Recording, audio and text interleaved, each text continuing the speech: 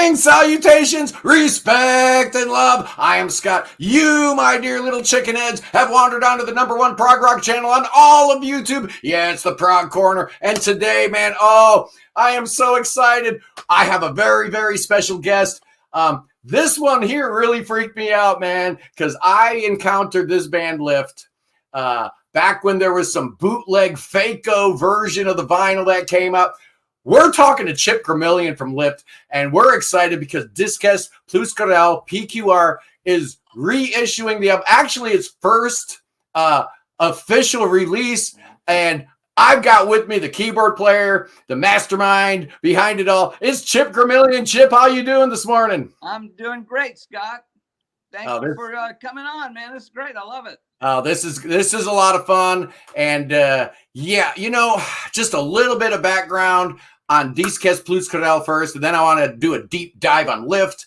And sure. You guys had a crazy backstory. You guys got a crazy history, unlike probably any other band I've ever heard about, reading all the craziness that went on in that very short time span. But my good buddy George from Disques PQR, he's been hooking it up, and he's been doing amazing things. I first came into contact with them when they reissued Boo Boo's Annabellis album, that great Argentinian band. But he's been doing great things, man. The Alpha Centauri reissue, French Psych, just amazing. Cheval Fou reissued that, another amazing Psych album. On Point here from New Jersey, he reissued the great Mirthrander's 1976 classic For You, the Old Women. And then he went back into Till. He re-released the first two San Michael albums, Hans Luden from Kaipa. You got to have those. Sweden's Gandalf, he just reissued that. But of all of those great records he's put out in the last 12 months or so, the one that got me the most excited, oh, man, it's Lift, Caverns of Your Brain. Oh, man. Oh, looks like you got the same grade United. Yeah. Let's crack open my copy here. Let's take a look here. I think I got the same color you got, but there are 3 different color gradients on here. They all look great. They're all very limited edition, like 200 copies or something. Now, the original album, there were 4 tracks, but you've got a download code that you've got some additional bonus tracks. So that kind of blows this thing up to like a double album almost. Yeah, I got the gold also. Yeah. Look how beautiful. Caverns of Your Brain. Nice little insert that comes with it with the lyrics and all the information about the band. Wonderful packaging. George is doing such great work with bringing some of these albums that nobody's heard about back to life. And what do you think of the new artwork? I love it. I love it. Oh, man, this is just stellar, isn't it? Yeah, I mean, I couldn't believe it. It reminded me so much of ELP. It was like, oh, my God. Yeah. It's got a little bit of that brain cell surgery thing going on. Absolutely. And there are... As a keyboard player, I was complimented. I love this package. Yeah. You got the 4 main songs, and then you got the download code. So let's talk about this twisted story of your band Lift, how they formed, and just give me a little biography about it, because I'm confused, man. You had the New Orleans years, you had the Atlanta years, and then you had Philadelphia recording sessions. Kind of give me a breakdown on everything. Well, Lift was primarily myself on keys, a fellow named Chip Gremillion, who I'd been friends with since grammar school, on drums, and bassist Cody Kelleher. Those we were kind of the core 3. Yeah, the 3 C's, Chip, and Cody. Chip, and Cody. That was it. And we'd been in a whole variety of bands, playing everything from Allman Brothers to Sabbath to Lucky Man, when I've got my first synthesizers and things. And I wound up in my last year and a half in high school. I wound up in Pensacola, and that's where I met Courtney Hilton Green and did a couple of things with him. And then I convinced him to come to New Orleans. And, now, Courtney was the singer, right? Courtney was the singer, right? Yeah. And So I went to work at a music store on the summer of '72. What store? Where were you working? A place called Sound City. It was the rock store in Yeah. New Orleans back in the day. And I was working in this. I saw this guy sitting down at a guitar, and he was smoking it, man. He was just killing it. And we didn't really have we had a rhythm guitarist, but not really a lead guy. And I walked up and started talking to him, asked him his name. It was Richard Huxon. And I said, "Are you in a band?" He said, "No." And I said, "You want to be in a band?" You're in a band now. Yeah. And he goes, "Yeah, sure." I said, I gave him the address, and he came over and sat in on a rehearsal. It was like, "You're it. You're in." Yeah, he was hot. He was now the aforementioned rhythm guitar player. He left shortly thereafter, right? Yes, Chris Young was his name, and actually he was the guy that co-wrote "Simplicity" and came up with some of the lyrics to "Simplicity." Okay. And I think he came up with part of "Caverns" with Courtney. Nice. And so Chris left very shortly after Richard came in. Chris wanted to study architecture. He was at Tulane. He wanted to be an architect. Yeah. Architect. Yeah. Okay. Yeah. Cool. He was the smart one of the bunch. He got out of the music business. Yeah. Yes. No doubt. No doubt. But man. We started making a lot of noise around town. The biggest problem was, look, New Orleans is a southern rock town. Yeah. With a heavy blues bass, and some jazz, and nobody knew what the hell to do with a progressive rock band. They just didn't have any idea. Well, I heard you opened your shows with "Watcher of the Skies." I don't think they knew what was coming. Yeah, well, I had a Mellotron at that point, and I dug ditches for a couple of summers for that, and then dug ditches for another summer to get the custom tapes that Banks used, the brass and the mixed strings and the wire. Now it's built in. You can get the Watcher of the Skies preset now on the new Mellotrons. Yeah. Nobody has to work for anything anymore. No. No. I mean, when a Mellotron's $3,500 and a house is $30,000, you're you see the ratios there. But so we got those tapes, and we started being able to open with Watcher of the Skies, and when this. We're doing some dances too. Right. The funny part for us was watching people try to dance to. Oh yeah, I bet. Nobody had any idea what to do with that with us, But we picked up a lot of steam in New Orleans, and then we started playing around the Southeast. We did some gigs in Florida and Mississippi, and which was really interesting. I mean, we were behind chicken wire on a Mississippi stage. Look, the bottom line is there was no room for progressive rock bands at that time in the South. I mean, this is 74, 73, 74, 75, that era. It was tough for all progressive bands in America. It's just a really tough slog. Yes, it was. But we got very fortunate, very lucky that there was a fellow in radio, and he may be retired now. His name is Lee Abrams. He's huge in radio. He programs God knows how many radio stations in America now. He's in Atlanta now. And he and his partner at the time, a man named Sonny Fox, Sonny really liked us and said, "You guys got to get in the studio." And so he was the one that really persuaded some of our relatives to raise the money. Yeah, and we got a really great deal from Bill Evans, William Evans at Studio in the Country, because he liked progressive rock, and he just finished doing a Johnny Winter album. Oh, and we came in, and he loved us, so he gave us this really sweet deal. We got 5 days, and that's all: set up, tear down, record, mix. Right. That was it. 5 days. And those sessions, that's where we got Simplicity, Caverns. Buttercup, that's what became the Caverns of Your Brain album, which is Tripping Over the Rainbow. That's the other one. Yeah, Tripping Over the Rainbow. Yeah.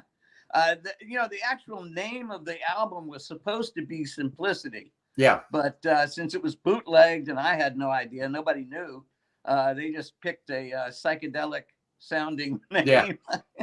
And so that's what it got known as. Now, were there any hard feelings about that bootleg that came out? No.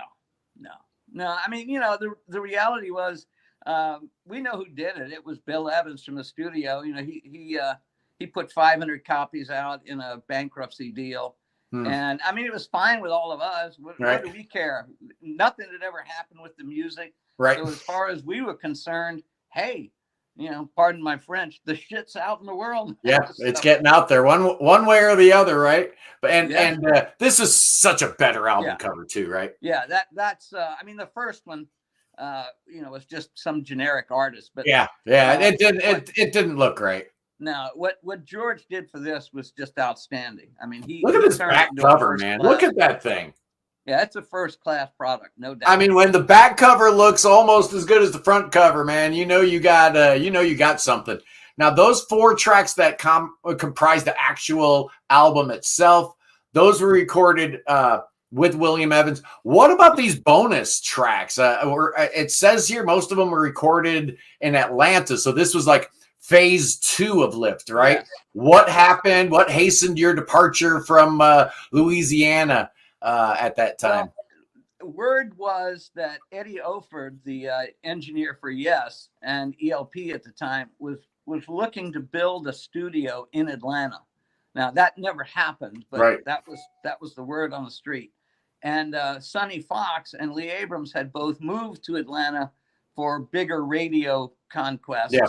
And so they said, man, you guys ought to get to Atlanta.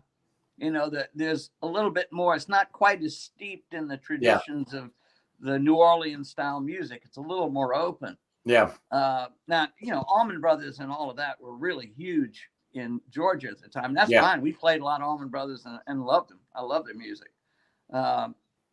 This kind of progressive blues, you know. Absolutely, the Allmans are progressive. They may not be prog rock, but that's a progressive rock band. Yeah, that's a progressive band as far as blues goes. They took it in a whole new direction.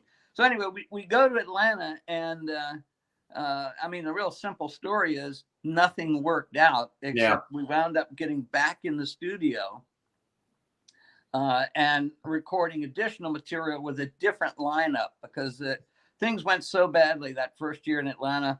I mean, we were in a house that every time you tried to turn on the central air and run 2 lights, the circuit would go out. And so Atlanta that year got very cold. Yeah. You wake up when you got a mattress on the floor and you wake up and your glass of water from the night before is frozen solid.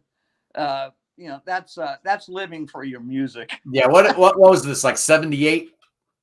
It was 76, 77. Oh, 77. 76. Yeah. Okay. Forget it. God. Yeah.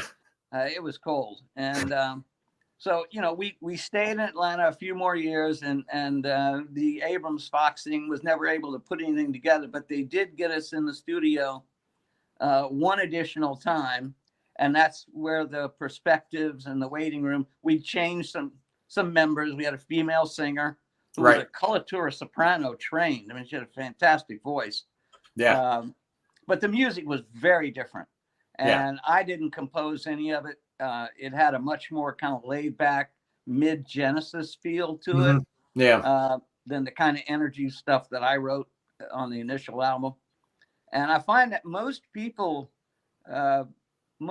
that know Lift and know our music really prefer the early music to the later music. Oh, yeah. So, yeah. You know, that's fine with me. There you go. Yeah, I tend to fall into that camp as well.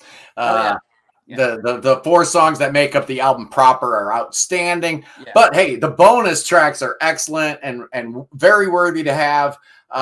Was there any thought about including some of that onto the vinyl, or you wanted to keep it as is?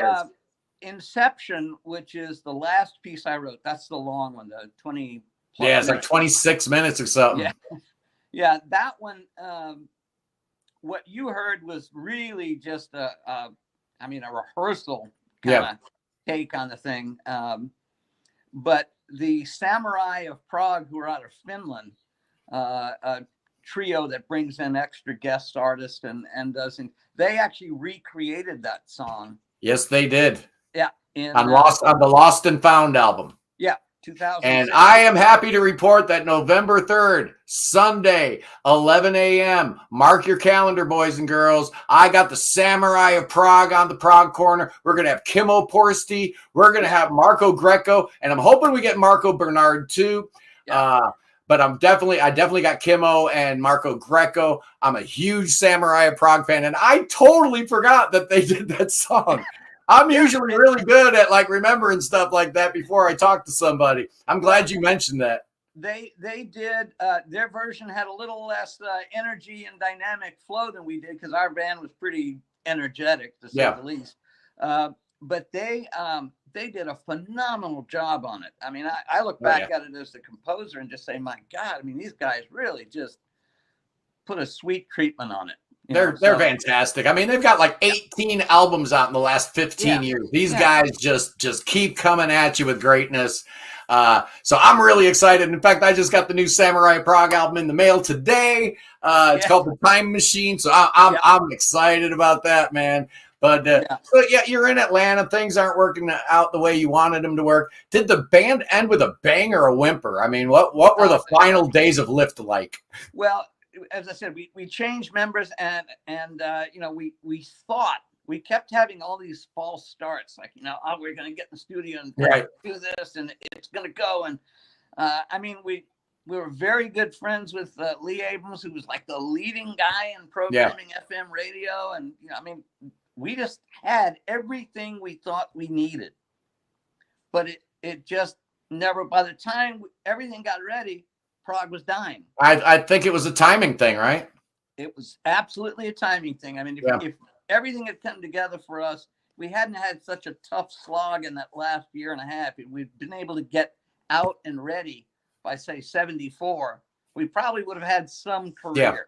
Yeah. But it just turned out, as usual, to be timing, But look, I couldn't be more amazed, Scott, that anyone is interested in this music today. I mean, when Greg Walker first contacted me, I drove to LA to meet him, and I was absolutely stunned that this thing had even been put out. Yeah, now Greg Walker also put out the CD, right? Yes, he did. Yeah. Like in 1990, which I believe is where I encountered you guys first. I had been hearing about this because I've always been fascinated with American prog and why it never reached the heights of the UK version of it. And I have come to the conclusion that that has nothing to do with talent level or the quality of the bands, because we had Yezda Urpa, we had Cathedral, we had Mirthrander, we had The Load, we had Lift. There were a lot of amazing, really arabesque. I mean, I could go on and on, Easter Island, on and on it goes. But the problem is to break a band in the U.S. The U.S. is ginormous. It's huge. You can't just get on one or two radio stations. That works in the U.K., right? If you get on BBC One or something, you're good. It covers everything. Here, man, not only do you need to hit, and this is before deregulation, so you would hit every radio station, one by one by one, and then you have to tour the thing, and America's ginormous. Who's got that much time, energy, and money to pursue that kind of thing? Right. Breaking a band in America in the 70s would cost millions of dollars, and labels would have to spend that much on their promotional budget to break a band like Jethro Tull or Yes. And you probably didn't have that. American labels were terrified of progressive music. They had no idea how to deal with it. They saw it really as a European phenomenon. Yeah. And again, we really hit our stride right at the end. And so, because in the beginning of the prog era, it definitely seemed like the people that were running record labels were the old school, right? The old guys that knew about jazz and classical. They didn't know nothing about this prog rock stuff. All they saw was dollar signs. They knew it was selling. They didn't understand it, not one little bit. And that actually helped the artists, because there was a certain hands-off nature to the relationship between A&R people and artists that changed dramatically later on. Absolutely. But in the beginning, you could do whatever you want, because they weren't dumb. They were seeing bands like Yes and Emerson, Lake and Palmer making a ton of money. So they're like, I don't understand it, but just record your 26-minute long epic. I don't care as long as it sells. But like you said, by 74, 75, 76, certainly. Yeah. You were getting younger guys working for the labels that thought they knew what they were doing, and they thought they could shape the music instead of, direct artists. So the whole industry just changed. Well, and the worst at least in my humble opinion, the worst thing that happened was called the Bee Gees. And it was disco, and it landed like a bomb. It just, and the media got behind it. The movies got, the John Travolta movie, that whole thing, it just exploded. Yeah. And it literally blew the wind out of the sails of anything else that was kind of not right at the top at the time. Absolutely. I mean, how many copies did Saturday Night Fever sell? I mean, unbelievable. At the time, it was the biggest selling album of all time. Yeah. Oh, yeah. And it's still right up there. It's still top 10, yeah. Yeah. But, the industry had moved on, and that happens, but people always look at the demise of prog rock, and they always look at the evil record companies and they're just so greedy. They fail to realize that a lot of the bands fell into that too. It wasn't just record labels that were looking at the Gibbs brothers and saying, man, I wish I had their money. It was the people in bands saying, we need to change their sound, man. So they did it to themselves. It's a self-inflicted wound. It was an own goal. Prog killed itself, and because disco got so hot and so popular, the greed kicked in, man. That's all it is. Yeah, you're absolutely right. And it succumbed to a whole series of issues. Some of them were really self-inflicted, and it's just every type of music that's a little bit unusual has its brief period. And progressive, look, it appealed to a group of people that they weren't necessarily dying to get out on a dance floor and go sweat. They wanted to listen, they wanted to understand, they wanted to hear a message. If it was a song, the lyrics had a message. They were interested in more of a mind thing than a physical thing. And that changed. It simply shifted. And I think part of why prog audiences in the early 70s in particular were so patient was we were just coming off of the psychedelic era. Yeah. And people were all like they were enjoying music in a different kind of way, if you know what I mean. Yeah. Maybe one that was perhaps chemically enhanced a little bit, but that certainly played into it a little bit too, I think. Oh, sure. And, absolutely. And I think progressive rock had an audience that was kind of listened almost like an audience listens to a symphony or an opera. Yeah, exactly. They were there for the art of the music. They weren't there to dance or party or do anything else. They were there for the music. Well, when people question me about, prog wasn't that big back then. Yeah, I remind them that, Jethro Tull had back-to-back #1 albums in the U.S., 1972 with Thick as a Brick, 1973 with A Passion Play, and the total number of songs on those two albums combined is 2. Yeah. Both were one song. Yeah. And they both hit #1. The world has changed, man. It's not like it was. You are absolutely right. Absolutely right. But that's why I started the channel, Chip, to not just nostalgia core is a big part of what we do. We talk 70s, longful eyes and the yearnful wishes in our heart. But the reality is that prog is not dead. There's still a lot of great prog bands out there. Keeping the prog flames burning. And one of the things that I love doing is promoting artists that for whatever reason slip through the cracks, right? And this right here, boys and girls, is Exhibit A. If you ever want to find out a band that 50 years ago put this thing out, right? And it still sounds amazing, man. I mean, the joy of discovery, of finding something new, finding something different. This record is awesome. So I am imploring all my viewers, man. You've probably heard of Lift, right? Most of my people they're pretty slick. They're pretty well informed. Oh, yeah. But you may not have heard it, man, and you need this. Disques Pluscarel, PQR, an amazing label that's doing so much great work for artists that deserve it. What did you do after Lift? Did you continue with music at all? I'll say this. One thing that people said when we came out of the studio and they started hearing that recording is the basic comment was, you guys sound like a midair collision between ELP and Deep Purple. And I said, I don't know about that, but I'll take it. I don't hear it, but that's fine.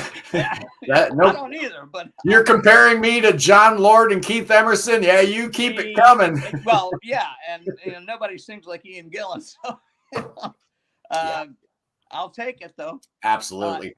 What was your question? I'm sorry. Yeah, what did you do after Lip? Did you stay in the music business at all, or did you just say, you know what, I shot my shot. Let's go do some plumbing. Well, well, I didn't stay in the music business. I still have composed a couple of compositions. Obviously, finished off Inception, which, as we said, the Samurai did, and I've done some other compositions, which mostly are electronic style. Cool. Now, because I've gotten bad arthritis in my hands. I just don't have the capability I used to. So, right. Ambient textures are kind of more fun. Sure. There's an occasional little flair. But I got into the video production business. Oh. And set up my own company and moved from New Orleans to Palm Springs, California. And don't want to bore your audience, but basically this place is almost 100% cable penetrated. So you can start producing shows and put them on, and you wind up making a living producing cable programming. There you go. That's what we did. Yeah, you left the music business, but you didn't leave the business. You were still in the entertainment sphere. Oh yeah. And music is still that's where my heart is. I mean, honestly, my heart and soul are. And my wife, we met when I was in the band. Oh, no way. She's done the whole. Oh wow. Yeah. So she went through it all with you. Oh yeah. Oh, that's pretty awesome. So do you talk to any of the other people, Cody or? Yeah. I in fact, every time I go back to New Orleans, we'll be going down for Christmas because one of our daughters lives there. Okay. The other one's here. But every time we go, we have a big dinner. We go to a restaurant, and everybody sits down at a big table and raises hell and talks about the old days. Talking about the old days, and hey, we got something new to talk about, man. We're not just living old glories, man. We got something exciting to talk about. The brand new reissue, Lift Caverns of Your Brain. I've always loved this album. I never thought I'd get it on vinyl, because Greg Walker has like one copy. Yeah. And I think he wanted to sell it to me for like $5,000. There's the one copy on my wall. There it is. Yeah, I think Greg wanted like $5,000 for it. And I'm like, you know what? No. I guess I'm never going to own a copy of that album. And then George contacted me a couple months ago. $4,999. Yeah, such a deal. Such a deal, man. This has been great. So what new plans do you have? Anything else since this is out? Is this creating like some momentum for your, like all of a sudden you're burning to put more material out? Well, yeah, I don't know if you can see in the back, but I've still got a little mountain of stuff. Yeah. And I play every day. I said my hands are arthritic now, so it's not as much. But I have a few little things that I'm in the works with, and a couple of things I've put out just on the internet. I still look. Music is still in my heart. It's still my ultimate passion. So, being that I'm retired, I spend a little time every day playing, and I spend a lot of time every day listening. Yeah. Anything new you've been listening to that's caught your ear? New-ish. I can't say I have. In fact, I'm really looking forward to corresponding with you because you can turn me on to a lot more of the newer prog material than I never knew about. My motto is I listen to all of it so you don't have to. I listen. I think last year, I listened to over 400 prog albums. That were released in 2023. This year, I think I'm at like 180 so far. So not quite as many, but I listen to them all so that you don't have to. And I only talk about the ones that are, super stellar. So, when I do album reviews, I don't review something, if I don't love it, I'm not going to review it. So if I'm talking about a band, it's because I'm in love with it and it's somebody that needs some attention. So tune into the Prog Corner every week, man. You're going to find out all you need to find out.